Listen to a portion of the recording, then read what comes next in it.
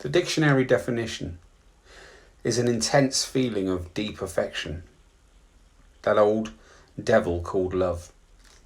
But surely everybody's definition is based on their own experiences and their own connections. So then imagine that these definitions are the lives led and immortalised in spilt ink by poets.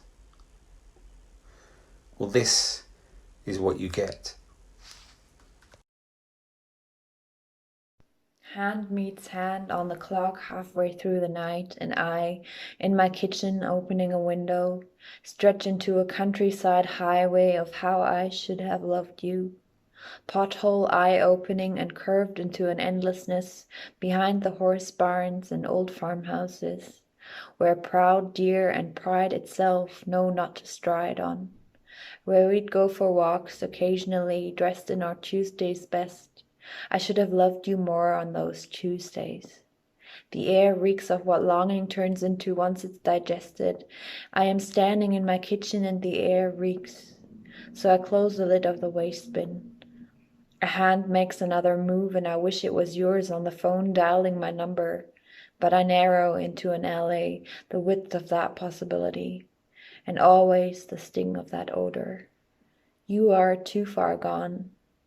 This night is too far gone. This night is too far gone.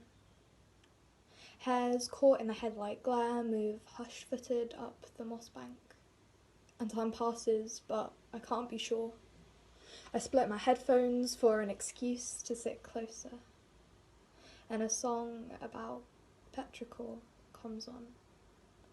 Spaced out vocals. This night flows steady, is too far gone. Will I have kissed you long before the grass begins to thaw, or will it stay like this? Ice glittering from the car, doors closed with the heat on full. We don't make eye contact, but the pull of ley lines drags our palms closer. And a finger touch is all it takes to gut me, neck to navel. We chance to look up and see this mirrored in perfect concord. See my unguarded silence and know that I've found you in this still moment. I have found you in this still moment, eyes as wet and as open as little pools that baptize me like an infant. You hold me under until the sin lifts, shimmers on the water, iridescent like oil. If you had told me love could cleanse like this, I would have broken the levee years ago, hung my hesitation over the low moon, and let you lick me clean like a spoon. I am at the mercy of your moods, the tide that moves like a tongue, tasting, tempting, losing itself in the hollows of necks and collarbones, picking at the seams between your skin and my own, trying to find the escape route, running away from home. Your hair smells like home. My mother read me tales of home, and they sounded like your morning voice and the books you read, and your kettle boiling. Have I fallen awake into another story? This story of love. The story of love is built in different chapters in one's heart. With the naked eye, it's hard to see the beginning, the middle, or the end. One might even pretend to not know when the love was suddenly there. I, however, was painfully aware. One look and you became the love of my life. I did everything to keep you by my side. I became the author of my heart's masterpiece. If I broke it down in chapters of happiness and despair, the numbers would be in the corner of every time you didn't care. If I broke myself into chapters, I wouldn't know what to love, because I deemed myself as not good enough. But there's a chapter in my heart that's for me, where I deserve to be happy. I'll rip the book apart and start anew, with no chapters about you. No, I would choose me, if I broke my heart into chapters. If I broke my heart down into chapters, you would see the skeletons I have hanging in the rafters, all the failed happily ever afters. And each one of these chapters has a name, each of these stories very much the same, about how should we pass the blame. Was it me or was it her? Sometimes it's so long ago it feels like a blur. Do we even learn lessons from all this depression? Each shattered love story session. To me it's vital I don't mention any of these stories' titles. They all felt entitled to a key to my heart, and each one seems to take me right back to the start. Each one was filled with highs and lows and certainties quickly changing to I don't knows. So why don't I know? Why am I unsure of the seeds that I want to sow? Why am I unsure of the emotions that I want to show? Why do I always feel like a closed book with indescribable words on imaginary pages? And even if you open that book to take a look, you wouldn't be able to make sense of my senseless scribbles, like there's some impassable riddles, and in the back of my brain that's the smallest niggle. It makes me feel anxious, uncomfortable and imperfect, which is why I don't need someone to interject, and I don't want to use these thoughts to infect someone I care about. So I use these thoughts to build myself a fort. This is something that is sought after, the perfect defence to my fairy tale happily ever after. No fairy godmother should bother telling Cupid to shoot another. Every arrow that narrowly misses saves the stress and distress of too many more first kisses. Too many more first kisses. Lips tinted rose gold, 360 degrees exposed in summer's glow. I call it stop running. Butterflies line my stomach, and this is home. Hands of fluidity reach mine to fill a desolated space between my fingers, and silence echoes what I'm trying to say. A four-lettered word picked and prodded, but when I speak, it's everything. The way my lungs extend out but get heavier at the same time. Hairs standing on end, searching your eyes for forgery, and spaces where I no longer have to barricade the numbers, hours and days, and where I stop the war with myself to finally press my heels in. Imprints, we call them. Engravings. Initials, yours and mine. I no longer have to carry my face. I no longer have to carry my face in a deck of court cards, painted placards of bravado depiction. I used to cut and shuffle charades with magician misdirection, bluffs of royal flush in sleight of hand fanned in facades played guarded to chest.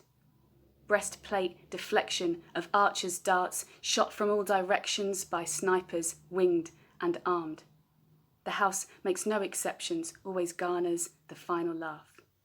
I used to hide out from an army of hearts, vanguards painting white lies red, led by charge of a queen who regards love as a work of art, demands off with my head to throw over feet and call it avant-garde. On you, I chanced my last pick a card. Any card. You pulled the joker. Turn it over and now this fool hangs tits over arse. Upside down and I'm swinging. Back pockets spilling a catharsis of masks. A tumbling jumble of the past departs. I wrangle against surgical heart transplants. Ankles starting in spasms, vision bespangled with stars. A body dangle of convulsions and grasping arms swing to jingle-jangle chimes of sporadic alarm ring. Hanged man picture, past chance of returning? Angle your skull to my arcing, and you'll see that I'm dancing. See that I'm dancing, like the waltz of white moths turned sweetly glass in bulbs glown of amber sap, peach fuzz wings raking through the cool stick of night. Hear the hypnotic call which herds moths to bulbs flickered sultry, and I to yours. The call of fire dance, the knowledge that one touch will burn me ashy. But I long for the heat of your skin to weld into mine, till I catch a light and you absorb me through fiery fingers, wielding me to your furnace heart. So my being be but the air that glides a slowly breeze out of nostrils and rosied spout. I will whirl your cycle eternal, till pedals push, till blisters born, till pop juicy and my blood bled to broil with yours. you of an addiction, my deadly fixation. A fluffy mountain of feathered grains, powdered milk unfit for gurgle babe to sup. Alpine peaks for me to soar, inhale, then soar higher. Lines cut with razor perfection for me to tiptoe, dive down and worm cocaine angels in the snow. Line after line, kiss after kiss, knowing this next line could kill me, but it would be a fucking pleasure to die with your lips on mine. I would rather my skin torn to paper shred and bones gnashed unpuzzleable in the insatiable jaws of love than to wither aged in bubbled loneliness. Love never felt so good. Pain never felt so good. May love make me her bitch, subservient to her dominance. Love is a goddess, for only a woman could have venom of such deadly dread, yet such sweet euphoria. But don't misunderstand, I am willing in my submissiveness. I worship happily and freely. Though my bindings are not of flesh-eating leather or chains that iron stain my skin in bluey bruise, no, I am bound by the way you stroke my skin, mindless yet instinctual, natural, gut-stringed, and goosebumps peppered my skin like chickenpox born, sated in chamomile calmness. Skin palpating skin. Or when imps jig through my mind to wake me in pooled sweat amidst the dark and damp of witching hour, your sleepy breath, Morpheic, guides me in my blindness and strokes my eyes to slumber. Under quilted caves, your legs intertwine with mine, so to tether me to you, to anchor my mind below the airless chaos of hurricane madness, so I will not float like a balloon sailing away from the reach of soggy-pawed, snot-leaked, teary child. My love, your love grounds me, and for this, I give you everything. I give you everything. I give you me, the blood that liquor oozes to the flea that nibbles, bulges, swallowed of I and thee. I give you sweat that trickles to the dance, a sparkle glimmering in your mooning glance, to glitter grit as gravel, soft romance. I give you fleecy tears that drunken lurch to linger upon the silvery bowered birch, where morning sparrows find their sugared perch. I give you dawns to crack a sullen twig that seeps its sheeny sap to droop a sprig, as up the bulging blue clouds take their swig. I give to you the mottled mantle night that in us lingers with the faltered light, where dapple stars to purpling bedight. I give you every cell within my heft to keep within you, should we e'er be cleft, that fleeting sleek flea would rend me bereft. I give you wanderings across the winded moor that muddies muddled of the heart's downpour. I give you these, for 'tis you I adore. It is you I adore. The way you knocked me off my feet, I knew balance would never mean the same again. I walked into your presence, and that presence never left. Time bowed to us as if it worshipped the way we loved, stood still in moments that gave need for pause. Even now, self and universe merge, allowing us to savor the curiosity of it all. And when it does, the moon bursts into a timid sun, shy for allowing herself to watch us, spreading herself across the room as if reaching to escape what it truly means to be light. And when night returns, the moon hides amongst clouds, hiding its face the way I once covered mine. And when you are across oceans, I carry you with me, the way sand is carried in waves, washed up on shores yet never truly left behind, different from the ebb and flow of the seas. And the sun reminds me of you, and the moon reminds me of you, and the seas remind me of what I am yet to discover with you. And so it has been written, I am with you. And so it has been written, I am with you. Whether it be what is on these pages that spill from the pen, that fill these little spaces just in between my fingers 2 and 3. Or perhaps it has been written in the stars that shine just above you and me. It really doesn't matter. You see, everything you do makes my heart beat faster. So please listen to me when I say you are what dreams are made of. And I assure you, darling, it is you that hold my love. It is you that hold my love, and I don't know what to do. On a cherry red couch, hands caterpillar inching closer, rosé flushed cheeks as I face your eyes from the crook in your shoulder, listening as you speak aloud the last book you read, drunk on conversation as we explored the oceans of our minds. Just another night at your place, not wanting to go back to mine. But it was late, so I clutched your clothes a little tighter. You embraced me a little harder. This wanting hug goodbye, and maybe this is not what it seems. Maybe this is all one elaborate dream. But I will miss you when I go. I will miss you when I go. But before I do, I will drown you out and cut you down like the cigarettes I used to choke on as a teen. Wean myself off you, like the bad habits before. Doors I chose to close, yours the last left open. Broken at the hinges, tinges of mahogany oak stroked through golden stain. Indented veins in the wood, like the maps of roads my father used when I was a child. Mildly familiar to my 20-something self. I will miss you when I go. But before I do, let me follow freckles with fingers and linger in your bed on a Sunday morning, performing indecencies in fresh linen sheets, receipts from the bars the night before, crumpled and creased, a white paper rug for your bedroom floor, a mound of unpaid bills, shelves filled with underappreciated novels that never get the privilege of your fingers up their spine, or to intertwine their words around the very tip of your tongue, strung along by your wondering eyes that rarely had the time to look their way. I will miss you when I go.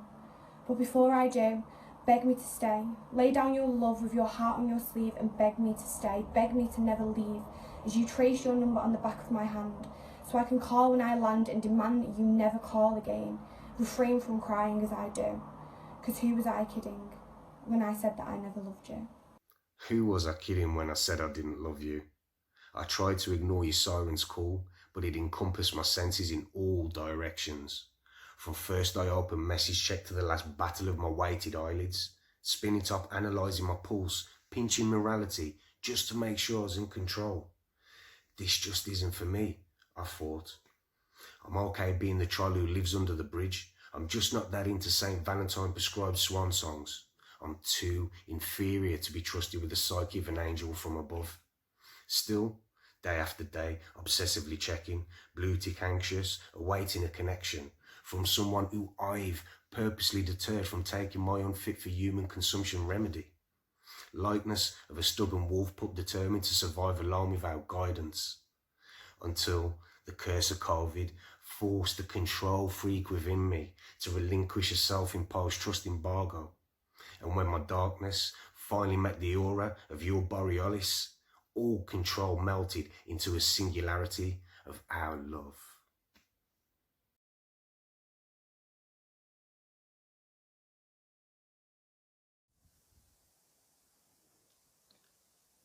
Love.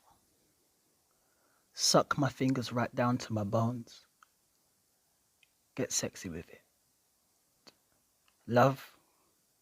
Kiss me with moonlight intentions as arms wrap around bodies ready to explode. This is sex not yet derobed. Love. Talk to me in words that ache. This isn't pain from love fading away. This is love licking wounds in front of you. Love. Strip his truth from boyhood movies, boyhood memories. so her truth mimics the books she presses to her chest in sigh-like giggles. You see how she wriggles? See how he giggles? Love, be destructive, be disruptive, but please, please, be deep. This is love laid bare. Love, it's so good to know you.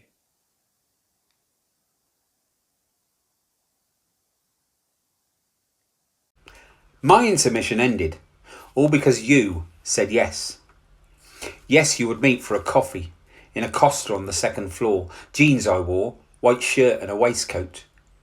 You wore a smile that melted many, white rose, no rose. It was our first date after all. Conversation flowed, poetry overload, because that's what we talked about. You were so pretty. Yes, you had had dinner. In a tie. No tie, it was smart casual, you see. Touch my knee. Think it was an accident as we perused the menu in this romantic venue with a bottle of wine and hands linked, tracing the lines of laughter and life. Yes, to our first Christmas on the 19th floor. The city lights shone bright at night like your eyes. And in a glass box at the tippy top of the building we held each other tight. And you whispered 3 words. You more, my reply. And so back and forth till moo cows come home. Yes to forever, wrapped in a glass bauble, on a Christmas tree, not one knee. Christmas spirit blurred by spirits and mulled wine, as I recall. Yes, as now my life laid out with certainty, with you, a mini crawler with weird feet, and me, for eternity. But the past journey shall never be forgot, because love is forget-me-not. No matter what, an eternal metaphor for all that makes you happy and more. No more heart in pieces trampled on the floor. Because that definition, that version that some believe and conceive to be love, I say to them, fuck love. Fuck love.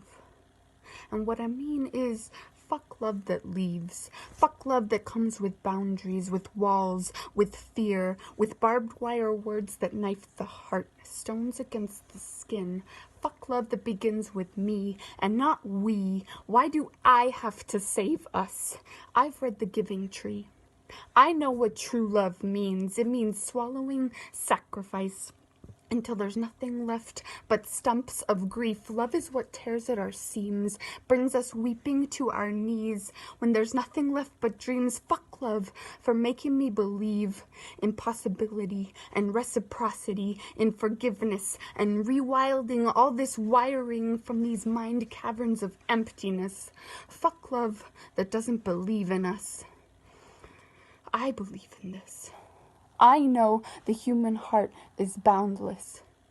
So I guess what I mean is, fuck giving into endings. Fuck bending into broken. I am blood churning over skeletons that crawled from my closet. I am more open than casket, than faucet, than wrists dripping onto carpet. I am ready to run away with this. So let's give this love a new definition. Rip me open and redivine me. Rip me open and redefine me. Snap crimson ribs into the shape of angel wings. Fill a pen with the blood for my arms and write me a happier story. One that begins on bended knee at your feet and ends enveloped in silk. Wanted. Is to love not simply to worship? If a god can create light from dark and form man in his image, then you too can warp my body into a form more palatable. For you are more than touched by starlight. You are everything, and without you, I am nothing. I would fall upon steel and wade through fire, lie between your delicate figure and the bite of a bed of nails, slide my stomach over glass shards, printed painful in my skin, simply to kiss the ground you walk upon as you stride with otherworldly elegance, to they that stir your heart to beat while I dream in your dust. Maybe I am just not enough.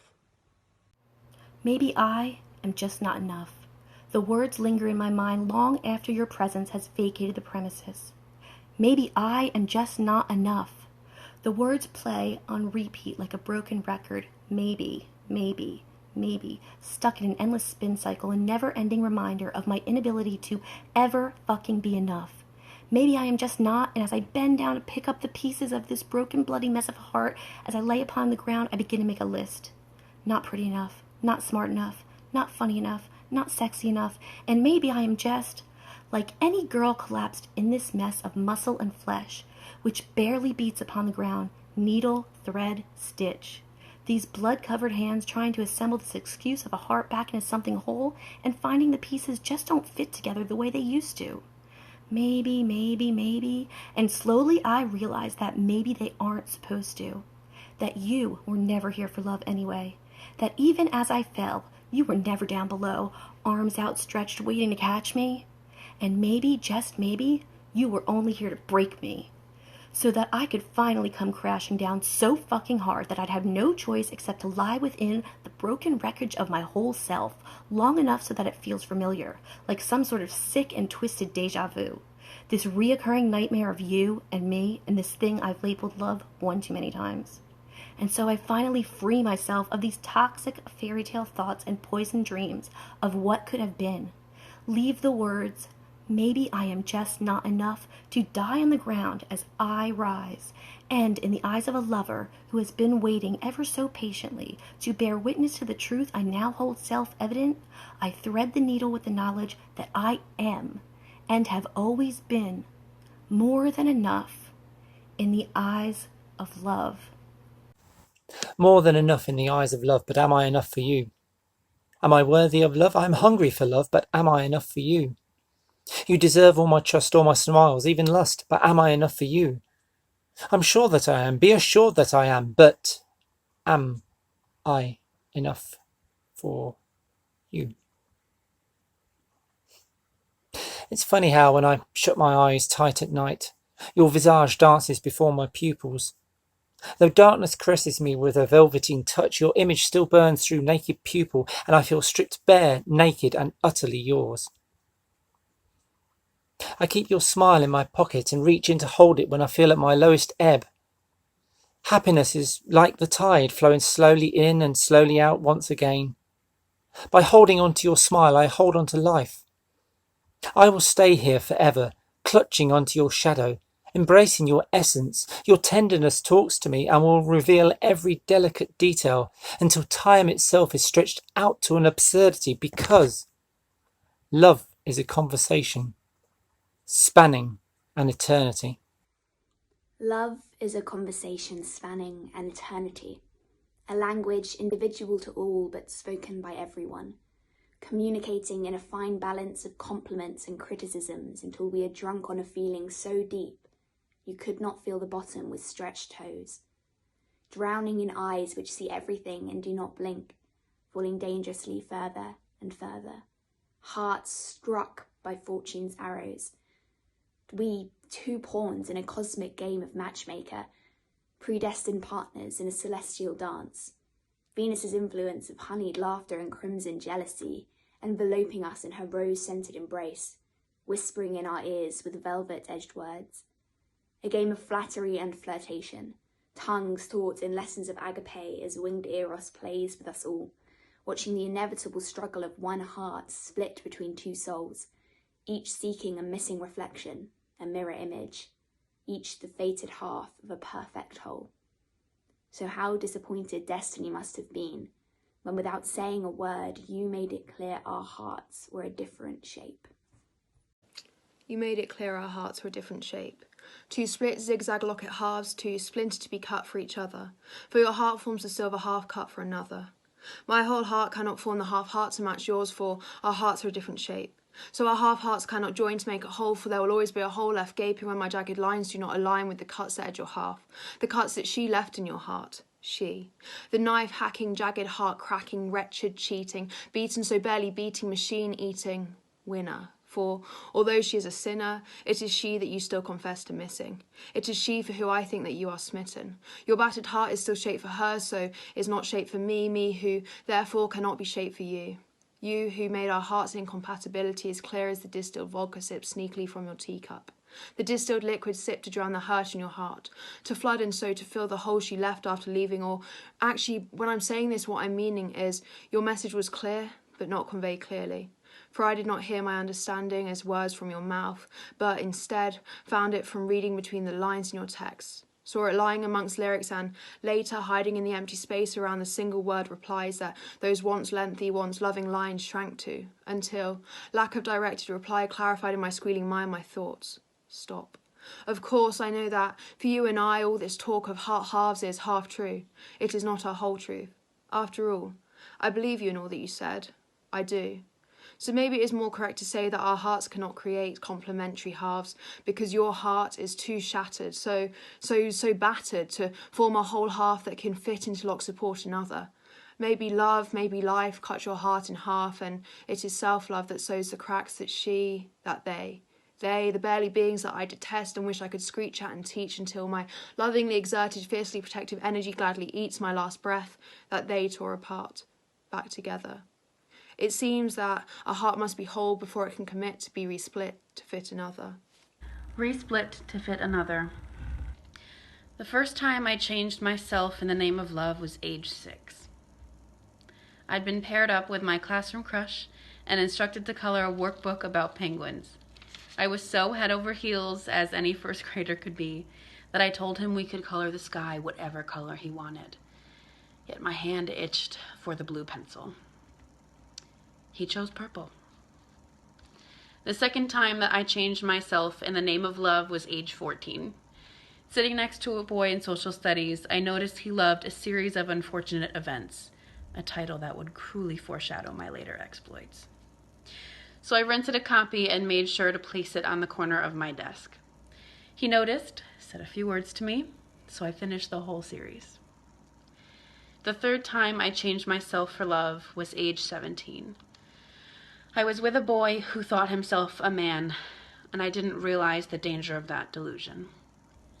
I said yes to things I was not ready for, let him make me believe I wasn't worth it, and I kept my mouth shut. The fourth time I changed myself for love was age 21. We had love. It was the first real time I felt it, but trust me, it wasn't perfect. It started with feigned interests, listening to bands and songs that, to my ears, didn't sound like music. It turned into feigning indifference to the late nights and habits I wasn't okay with. I sacrificed my peace of mind for another's happiness. He still walked away. The last time I changed myself for love was age 24. I'm finally letting myself feel worth it. I know there will be more heartbreak down the road, but there's also love, and I want it. Who knew that love was my addiction? Who knew love was my addiction? When pain in the stillness of winter was my intention. Bruised clouds bound in chains to a valley of scars where empty flames of rose-coloured thoughts danced in chiselled lines of romanticised lies and dreams wept in the dust of time. I called it love, this purgatory of sorrow filled with warm apple tarts and brownie sundaes topped with sprinkles and bellyache of heart slams snacking on crumbs of my soul and overdosing on black rainbows as my mind undressed and slept in threads of a glass web. Always convinced the cure was to snowcap fear and climb higher peaks until the weight of numbness became too much to carry. And no longer buying what my mind was selling, I crashed into the storm of my soul, landing on wings I had long ago buried.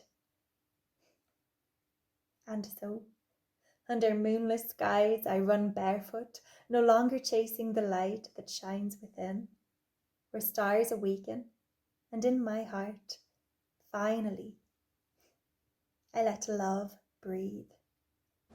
And in my heart, I finally let love breathe, expanding my lungs into wings. Take flight for me, I begged, across the earth the sky, up to the clouds that once sheltered my fears and protected my tears until the rain released my pain. And in my heart, I finally let love breathe. A sigh in the morning as light takes hold of your eyelids, and I, for a moment, get to peek into your dreams before hazel becomes a smile. An exhale, a knowing that this is just the beginning of many breaths to come, of many comforts. I once thought myself a martyr for heartache, for heartbreak. But finally, in my heart, I let love breathe, and in that warm air, I found a truth that you would never leave. I found a truth that you would never leave, that you would blithe your spirit and remain in the trappings of stone and air and grass, that you would steal the corners in the coloured flares of gas, that you would sweep the tops of tree and lend your lean to their ancient dance and sing the river on its homeward run. And in the glittered pools of England gold and silver spun, you'd show the metals of your eye again. And would in the hours of sorrow, when all I loved and learnt is low, gift your voice to sound and never go. Though gone, you gained the world and gave it back to me. You gained the world and gave it back to me. Wrapped up in string, brown paper and vinyl stickers from our favourite corners of the globe. I took it, without questioning, hands outstretched in the same way they reached for you the first time we agreed to navigate this journey as one. And it surprised me in the moment how light it was. It did not weigh me down. It would not dig into my shoulders when I'd eventually pack it safely into my satchel as we waved goodbye to the forest and headed for the sea. And you see, perhaps it was simply the fact that it was you, and nobody else. This nomadic love we'd grown from old passport stamps and unrealistic route plans whispered deep into the wilderness. I think a gift from anybody else wouldn't have felt like feathers, and it weathers this abstract, nonsensical feeling that binds us gently yet fiercely against sun, snow, hail, rain, hurricane, frost. And I never feel lost, not with you as my map and the forest as my compass. I suppose this is a good time to mention that the prevention of loneliness does not lie in you, but in me, in my choice to rejoice, sing out, bring out the best in my soul and yours. And it soars, my spirit as it touches your spirit, entwined and designed for adventure. Let me also say that as we pave a way through undiscovered lands, it is not wrong to want more. Not when the world you have gained is not founded in materialism, but built from the belief that there are always better days ahead. You gained the world and you gave it back to me, and now it's ours. Full armour and battlefield bravery, ready to tackle anything that stalks the perimeter of our tent.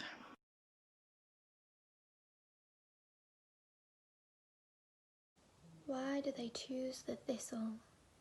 Again, again, long for its sting and grip it with their hand, when the sunflower sits sweetly, patient and undemanding, every fierce leaf steeped in understanding.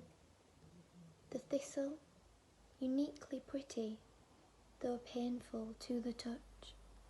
The sunflower, though commanding, never asks for much. So why don't they water the sunflower, though she has so far left to grow? But they tend to the thistle, even in the snow.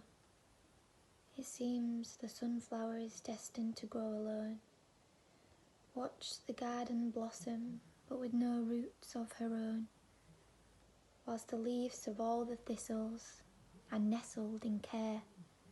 The sunflower left wondering if anyone knows she's there.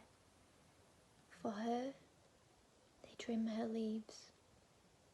For me, they just leave. We all should believe in love. Why, you ask? Why does the sun shine? Why does the moon glow? Why do stars gleam and sometimes fall? Why does the earth spin? Why has time never stopped? Love. It's the perpetual question, the constant riddle, the endless search. It's the answers we will never find. It's believing we will one day know. Whether love lies in darkness waiting to grow, or it shines so brightly and spreads itself among us. It's there, living, breathing, rising, falling. In everything, in everyone. It just is. Like the universe and gravity and the creation of life from its very first cell. It's the why, it's the how, it's the when, it's all the wonders of the world wrapped up in one little word. It's the mysteries we seek. It's the never-ending, eternal search for all that life has to offer. It's love. And it can be found, but it can never be explained. You only need to believe, to trust. The way you trust this world's existence without ever knowing why it's so beautiful. That's love. We all should define love.